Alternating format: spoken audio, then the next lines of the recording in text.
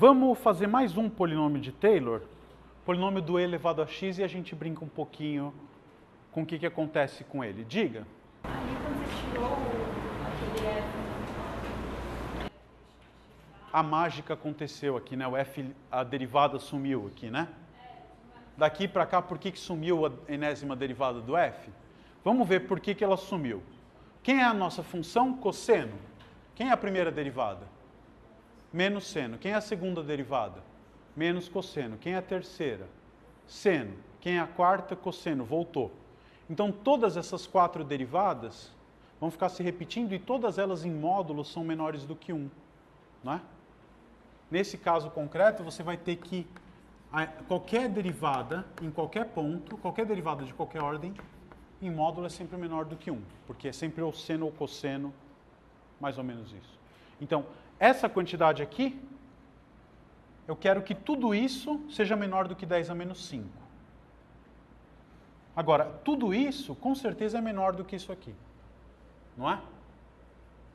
Porque se isso aqui, eu tenho isso, e como esse cara é menor do que 1, essa conta toda é menor do que ele sem esse fator. Tudo bem? Então, se eu tiver que esse cara dividido por esse é menor do que 1, com certeza isso aqui vai ser menor. Desculpa, esse cara dividido por esse for menor do que 10 a menos 5, ele, vezes um número menor do que 1, vai ser com mais razão ainda. Então, para obter isso, basta eu olhar esse cara. Então, foi super importante o fato de eu estar olhando para essa função e ter essa propriedade. Se você tivesse, por exemplo, alguma função cuja derivada fosse ilimitada, eu não ia poder fazer nada disso, né? Tem uma função que, num certo intervalo, a derivada explode para infinito em algum ponto. Não dá para fazer essas coisas, tá bom? Alguma derivada de ordem superior, tá? Quer dizer, pensa naquele exemplo daquele esboço de gráfico que a gente fez. Tem essa situação, né? Era uma função que no ponto, acho que x igual a 0, ela não era derivável e a derivada tendia a ser infinito. Então, qual é o valor que domina a derivada num intervalo em volta daquele ponto? Não existe. Então, eu não consigo dizer que isso aqui fica menor do que nenhuma constante. Então, vou ter problemas para usar o polinômio de Taylor perto desses pontos. Tá? Ok. Paramos ali, né? Então, vamos tentar escrever o polinômio de Taylor do e elevado a x. Qual é o único ponto onde você sabe calcular direitinho o valor da função e elevado a x? Só no x igual a 0 que você sabe que ela vale 1, tá? Então, outro exemplo.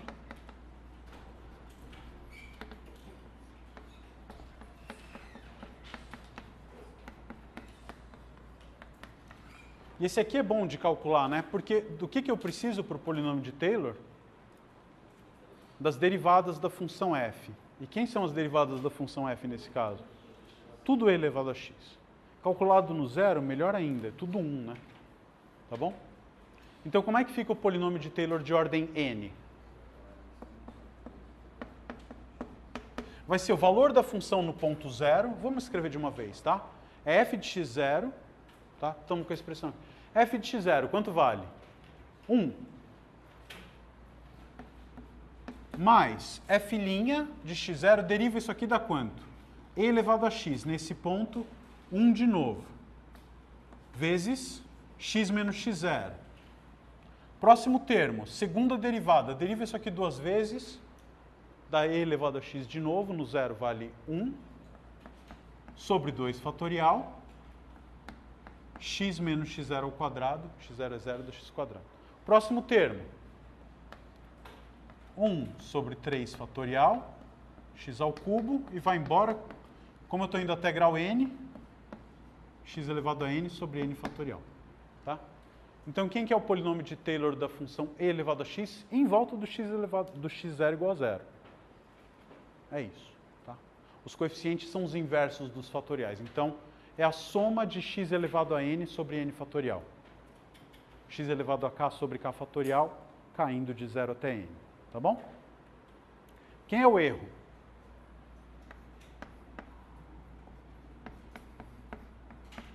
Bom, o erro de ordem n, você vai precisar da derivada de ordem n mais 1 da função exponencial.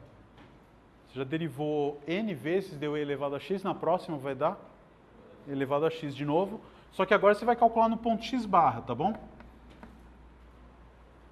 Então não posso mais dizer que é 1 aqui, porque o erro é calculado no ponto x barra e não no ponto x0. Muita atenção para isso, tá? X barra sobre n mais 1 fatorial vezes x menos x0, que dá x, elevado a n mais 1. Tá bom? O que você sabe a respeito do ponto x barra? Entre 0 e x. Tá? Então, por exemplo, se você sabe que... Se você está tentando calcular isso no x igual a 1, você sabe, por exemplo, que esse cara aqui é menor do que 3, né? Porque ele é e elevado a alguma coisa entre 0 e 1, e o maior valor que isso atinge é o próprio e, quando x é 1, né? Então, fica menor do que 3. Vamos tentar mostrar uma coisa interessante. Vamos tentar provar que uma vez que você travou esse número x, deixou esse número x fixo, esse cara aqui tende para 0 quando n aumenta, quando n vai para infinito. Bem na direção do que você falou, tá? Quer dizer, se eu calculo o polinômio de Taylor com grau cada vez maior, nem sempre, mas nesse caso eu vou ter certeza que o erro tende para 0. O que isso quer dizer? O que quer dizer que o erro tende para 0? Que, entre aspas, meu acerto está aumentando, né? Ou seja, quanto mais termos eu colocar, quanto maior for o grau do polinômio de Taylor, melhor vai ser a minha aproximação. No sentido de que se eu fosse até o infinito, eu obteria o valor exato. Tá? Então vamos fazer essa conta. Então, vamos primeiro fazer umas continhas. Tem umas desigualdades um pouco chatinhas aqui. Quer dizer, fixa um número m qualquer, tá? E pega qualquer número n, deixa esse cara travado, e o n é um número que pode variar, mas sempre maior do que m, tá? Então vamos escrever uma desigualdade aqui, ó. Eu vou ter que m elevado a m sobre m elevado a n sobre n fatorial. Eu posso escrever isso desse jeito, né? Posso escrever como sendo m elevado a m, tá bom? Aqui, esse cara aqui é maior do que m, tá certo? Então, tenho essa quantidade e sobra mais alguns m's a mais. Quantos tem aqui? O que falta para dar potência n lá em cima. E aqui eu posso colocar m fatorial, se eu quiser. Tá certo? E o que falta para dar n fatorial?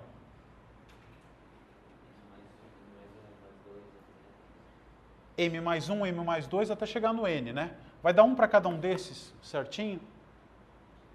Tá? O número de fatores que tem aqui em cima vai ser exatamente... Né? Aqui eu tenho n números m. E aqui eu tenho n fatores. Tá? Então vai ficar do m mais 1, m mais 2, deixa eu escrever mais um aqui. Até o último. Tá bom? Joia.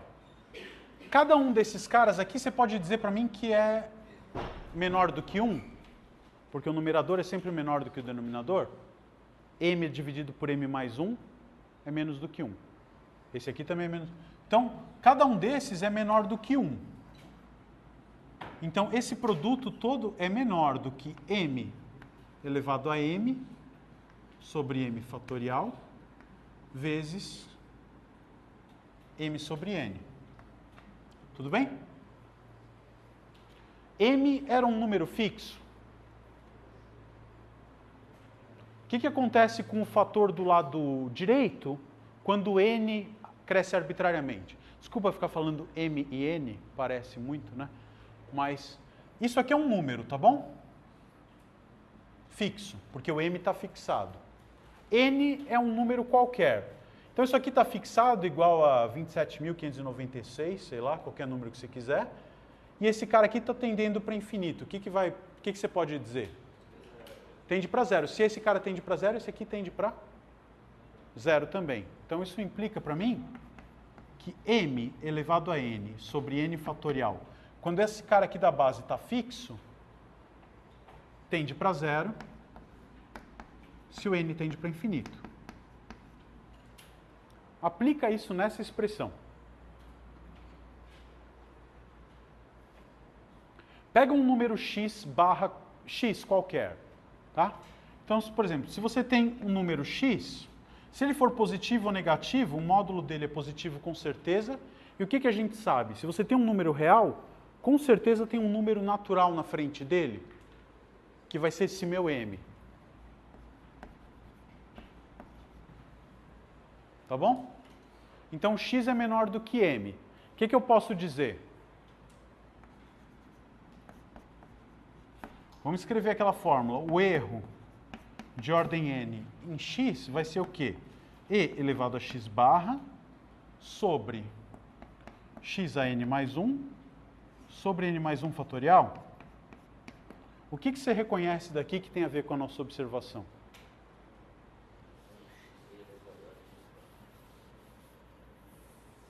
O x elevado a n mais 1 sobre n mais 1, né?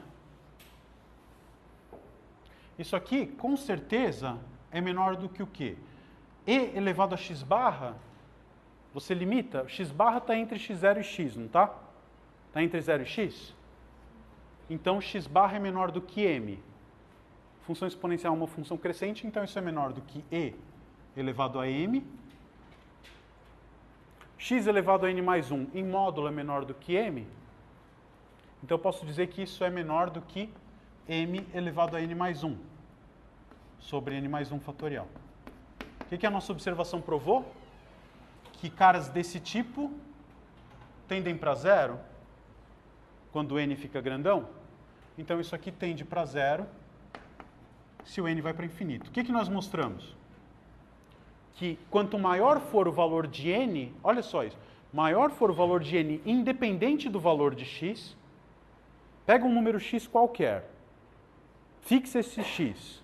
Quanto maior for o n, ou seja, quanto maior for o grau do meu polinômio de Taylor, menor vai ser esse erro, ele tende para zero. Então, o que a gente mostrou? Se o erro tende para zero, é porque o polinômio de Taylor, de grau n, vai tender para o valor da função quando n vai para infinito. Tá claro? O erro é a diferença. O que é esse en aqui? É e elevado a x menos isso, não é? Estou mostrando que isso aqui tende para zero. Então, é porque esse polinômio tende para e elevado a x. Então, em particular, isso me permite concluir o quê? Que e elevado a x é o limite, quando n tende para infinito, dos Pn de x. Ou seja, e elevado a x, o que é? É a soma para n indo de 0 até infinito de x elevado a n sobre n fatorial.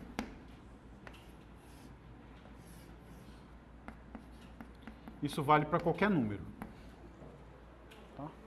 Então, como é que você pode calcular, como é que você pode obter uma aproximação para e elevado a x? Calcula x elevado a n sobre n fatorial e fica somando isso o quanto você quiser. Quanto mais longe você for nessa somatória, melhor vai ser a tua aproximação do valor exato. Em particular, se essa fórmula vale para todo x pertencente a R, ela vale para x igual a 1.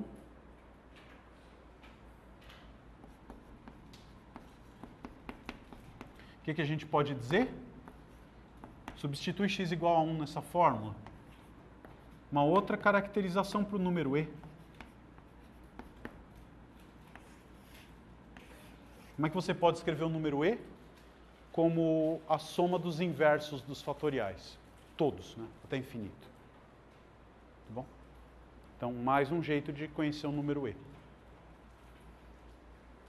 Depois a gente pode até fazer essa continha, que é o seguinte. Com essa fórmula, você consegue provar que o número e é um número irracional. Curioso, né? E isso deveria causar uma certa estranheza, porque você concorda que todas essas parcelas são racionais? Então, eu estou escrevendo um número e como uma soma de números irracionais. E usando o fato de que ele é uma soma de números racionais, eu provo que ele é irracional. Por que está soando estranho isso? O número de parcelas dessa soma é infinito. Tá? Então, quando você começa a fazer somas com uma quantidade infinita de termos, propriedades estranhas começam a acontecer. Somas infinitas de números racionais dando um irracional. Depois, no cálculo 4, se você tiver sorte, você até vai ter contato com um exemplo onde uma soma infinita ela não é comutativa. Né? O que é uma soma ser comutativa? Trocar a ordem das parcelas não altera o resultado. Então você vai conhecer um exemplo lá que se você trocar de ordem, numa soma infinita o resultado dá diferente. E se você tiver contato, mais sorte ainda, você vai ter contato com um exemplo bem esquisito, que você vai ter uma soma que, dependendo da ordem em que você escreve as parcelas, ela pode dar o número que você quiser. Então eu te dou as parcelas e eu falo para você, ó, arruma elas do jeito que você quiser, você vai conseguir que essa soma dê 35, menos 7, log de 2, o que for. Que número que você quer que dê? Pi. Tá, então tem um rearranjo dessas parcelas, de modo que aquela soma dê pi. Tudo isso por quê? Porque você está somando uma quantidade infinita. Você percebe que a intuição vai embora, né? Mas acontece.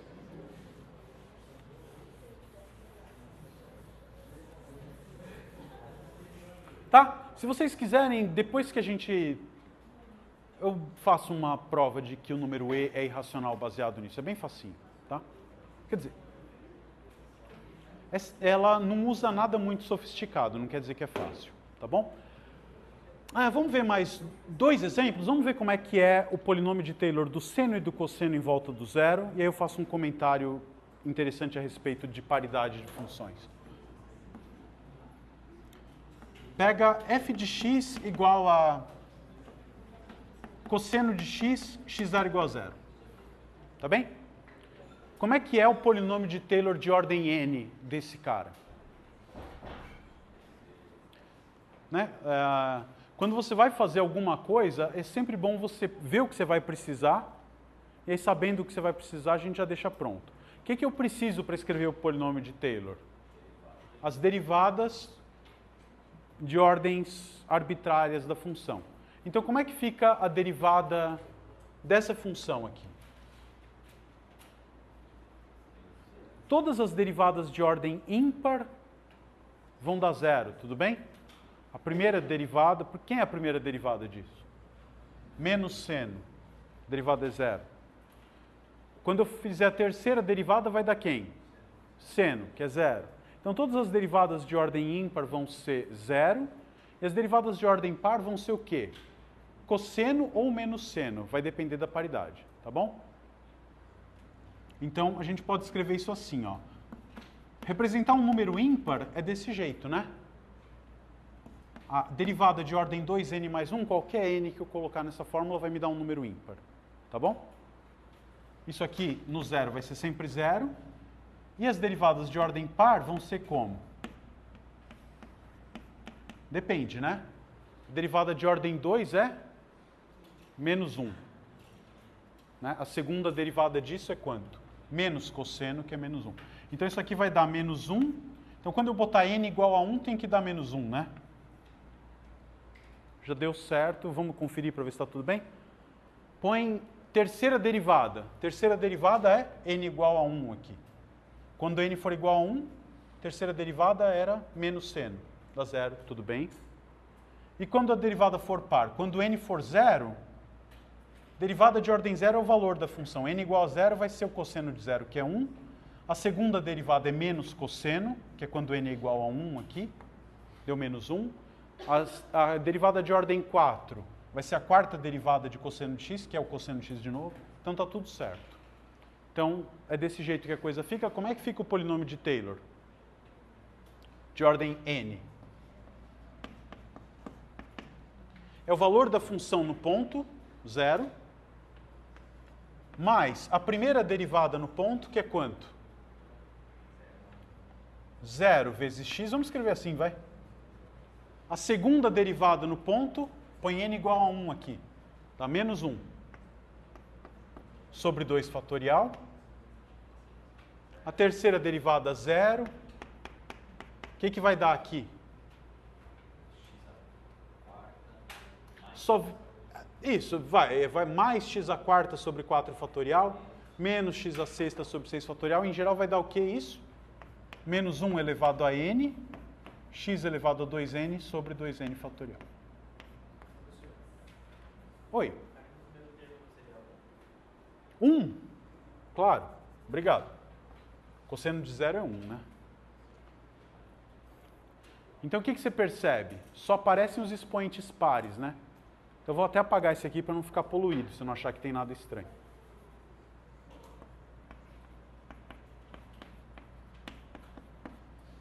Tudo bem? E quem que é o erro? É o próximo. Só que você tem que tomar um cuidado, né? Aqui realmente engraçado isso. Quem que é o polinômio de ordem 2 da função cosseno de x no zero? 1 menos x quadrado. Quem que é o polinômio de ordem 3? É o mesmo, porque o coeficiente cúbico é 0. Então, quando você for fazer a estimativa para o erro, o que você vai poder fazer? Quando eu estiver calculando o polinômio de ordem 2, eu posso usar como estimativa para o erro a estimativa de ordem 3, porque é o mesmo polinômio. Então eu obtenho, na verdade, uma aproximação melhor. Tá claro? Então todos os erros vão ser o quê? Coisas desse tipo com 2n mais 1 aqui. Se você pegar em módulo esse menos 1 elevado a n some, então você pode dizer que o erro de ordem n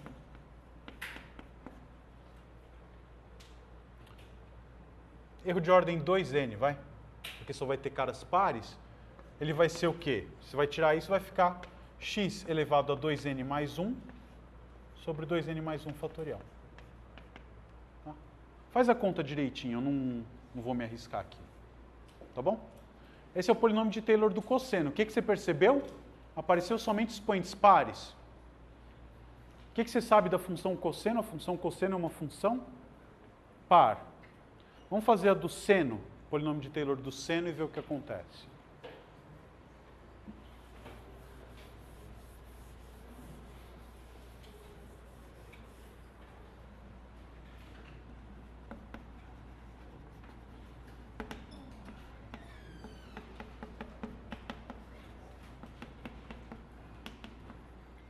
De novo, o que acontece agora? Troca, né? As derivadas de ordem par vão ser 0, e as derivadas de ordem ímpar vão ser mais ou menos seno, tá bom? Então, derivadas de ordem par em volta do zero vão ser todas iguais a 0, e as derivadas de ordem ímpar, como é que vai ser?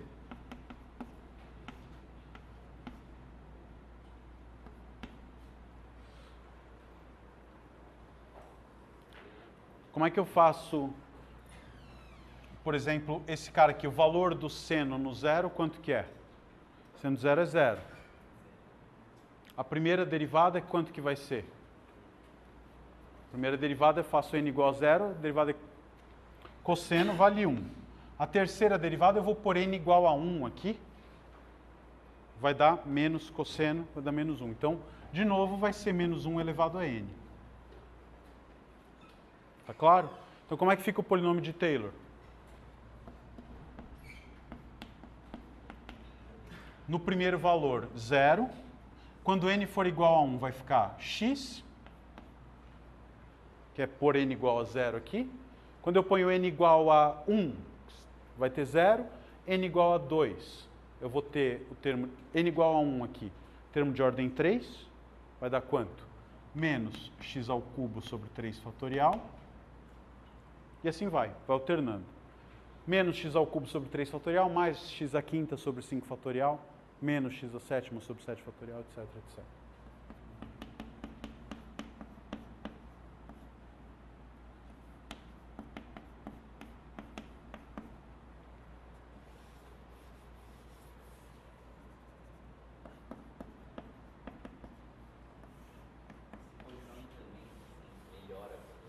Esse polinômio também melhora. E esse aqui, como é que você vai fazer para ver isso? Em módulo, esse cara aqui desaparece e fica só esse terminho aqui, que corresponde a esse pedaço. Então também tende para zero. O que você pode dizer no final das contas? Dá para dizer que seno de x é a soma de 0 até infinito disso aqui. Dá para dizer que cosseno de x é a soma de 0 até infinito disso daqui. O que você percebeu? Seno de x é uma função ímpar. Na expansão do polinômio de Taylor em volta do zero, só tem monômios de potência ímpar. Na função par também. Dá para você ver que isso é verdade sempre? Uma ideia de como você se convence é a seguinte. Pega, qual é a propriedade que uma função par tem? Vale isso aqui, né? Deriva dos dois lados, como é que fica? Quando você derivar isso aqui, vai ficar f' de menos x vezes a derivada do de dentro, que é menos 1. É igual a f' de x. Quando você põe x igual a zero, o que você conclui?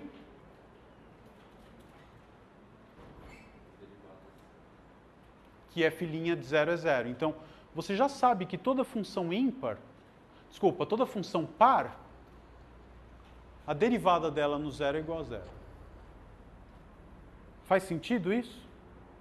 Se ela for derivável, como ela vai ter que ter uma simetria, se ela é desse jeito aqui, o fato dela ter uma simetria, ela vai implicar que a reta tangente tem que ser horizontal aqui.